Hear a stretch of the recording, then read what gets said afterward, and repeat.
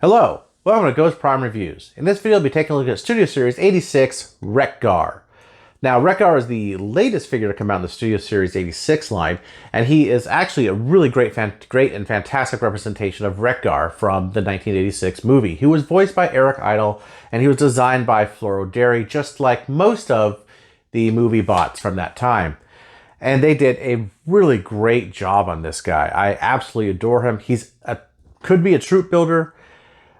Let's just get into it, please. Before we do, though, like, subscribe, leave a comment, and without any further ado, let's get to the review. All right, and taking a look at the packaging here. It's the standard Studio Series 86 style packaging. He's got a really nice rendered artwork of Wreck-Gar on the little corner there and on the side here in the back, 86 logo. On the back of the box, you get the two modes, the alt mode and robot mode, and it even shows what you could do with the stand, I guess, and the backdrop. It's pretty cool. Close up of the face on the side. Top Transformers the movie logo, and bottom isn't interesting. Inside, you do get an instruction booklet, which is laid out in pretty clear steps on exactly how to transform Wreck-Gar into motorcycle mode. You also get the backdrop that comes inside the packaging, which has wonderful rendered background of the planet Junk there. You get his Wreck-Gar's axe, and you get two wheels, and Wreck-Gar himself in the stand. And he fits just beautifully here. He looks very good against that backdrop. All the colors really work. I really wish I had enough room to display all these characters with their backdrops, because these are awesome. So for his accessories here, you could place them in different areas. This is a cool feature, actually. So the wheel has the hub right here so it's free spinning, and you stick it over a spike here, and it still has the spike sticking out the side like that. I think that's an excellent way to do this. Very cool. And you can do that, this could go here, this could go here. So you kind of could put it where you want to put it. It's not confined to one spot, which is a really cool thing. And of course, he could hold on to his axe. Hold on to his axe. Or he could store it. A little hole in the back. Right, there's a peg right there. He has storage right there on his back, so you can just reach around and grab it. Very cool figure. Let's get in. Let's take a good turnaround on this guy. Okay, and let's take a look at him turning around up close, so you can get in and see some of this detail. He's got an excellent amount of detail. He's got gold showing up on his head, red, and the painted faux visor right there, the metallic gold on the back, the handlebars cleans up really nicely. You do see some hollow bits right here where the fists go, which is kind of a shame. He has all the engine detail, he shows up, but otherwise cleans up pretty good. And then moving on down, he's got the saddlebags. Some more hollowness shows up on the inside of the thigh, giant spikes out of his knees, which I adore. I love the detail on the feet, on the shins. And my camera needs to focus. There it is. And the tire there on the side. Overall, absolutely just gorgeous detailing on this guy. Very nice looking. I absolutely love how he looks. There he is all together. Kind of quick turn around. Get a good idea of the detail before we get into articulation and comparison. All right, and first up here he is next to the Reveal the Shield figure from a few years back. Now, he is much larger than him. One thing I wish that this would have done is made this piece on the top clear like they did here. I do like that. I think it's not a big deal. Pretty much anything I'm going to say about this is a small gripe, because this is actually an excellent figure and does top this figure in a lot of ways. Here he is with the animated Wreck-Gar.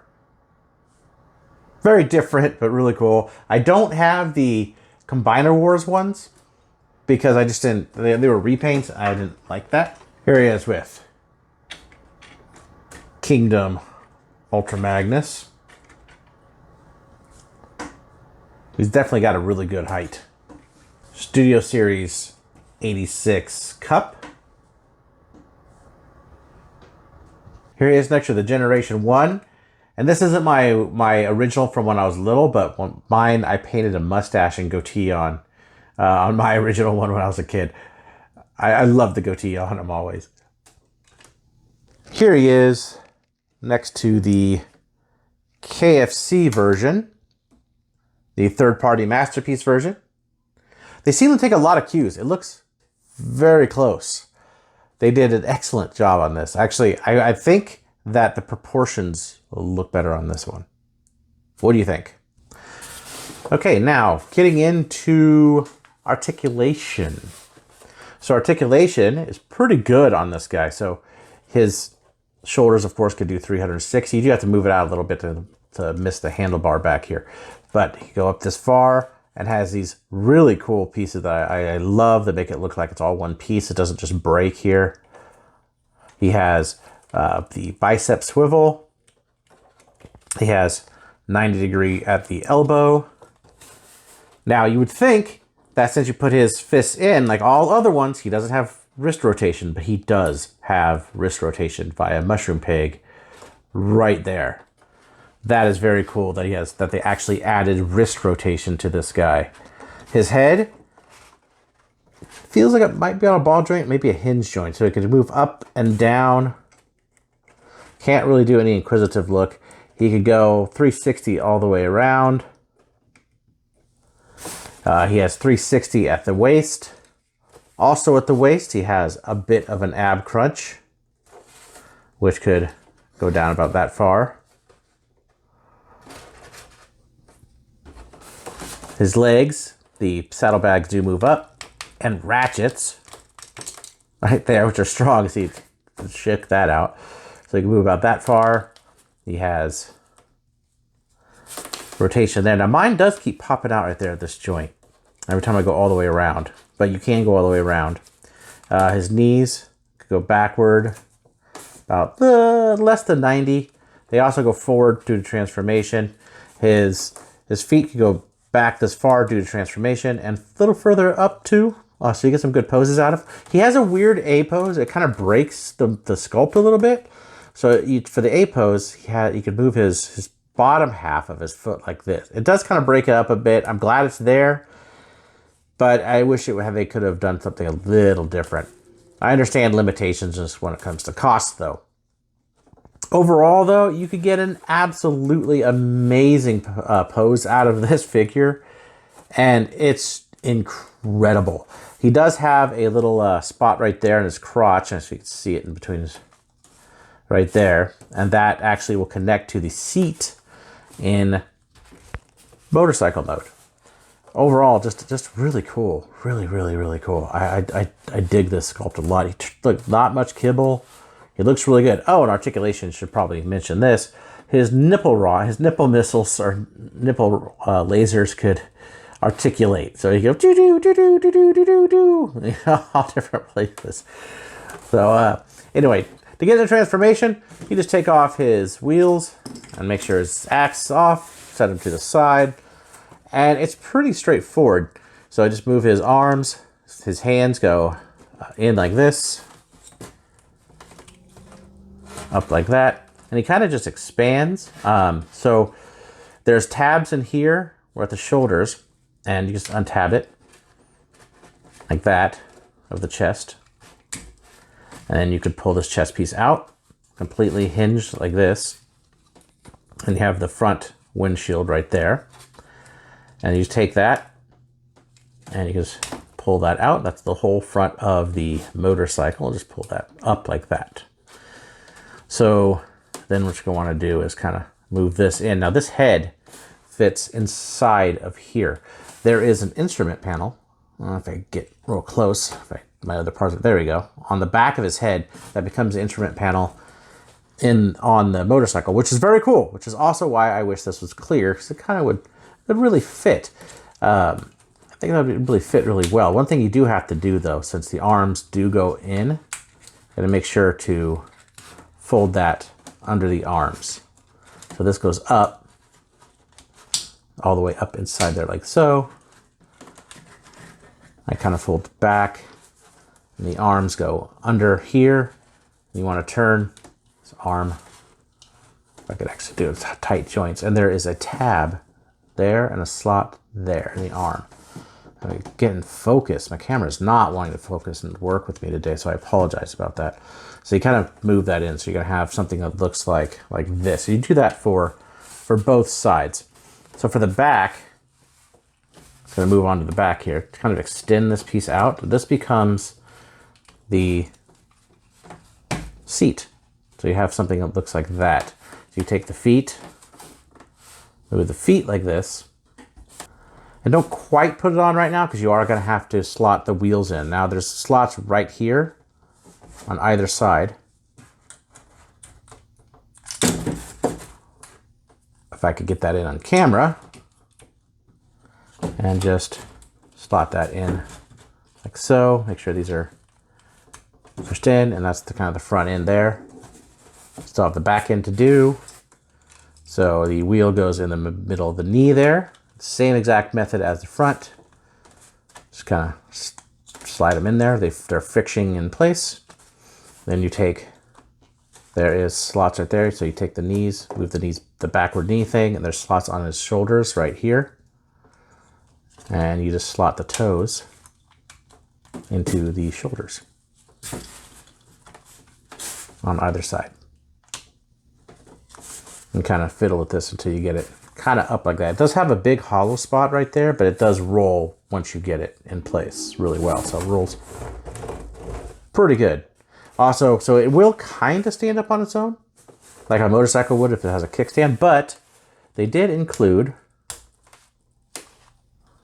get out, there we go, these little kickstands on either side. So it will stand up just like that. Now this, it does have weapon storage, little for the pinwheel or whatever it is. And it totally looks like a pinwheel at the back of this. There's a port right there. Oops, sorry, the one under it. I'm used to a bigger slot. There we go. So it just slides in. Now you can have this at any angle or like that. Doesn't really matter. One thing I do wish it would be really cool is if it could slot right here, because there is a 5mm port there. That would be cool for something, a gun or something to put on there, but there's nothing there.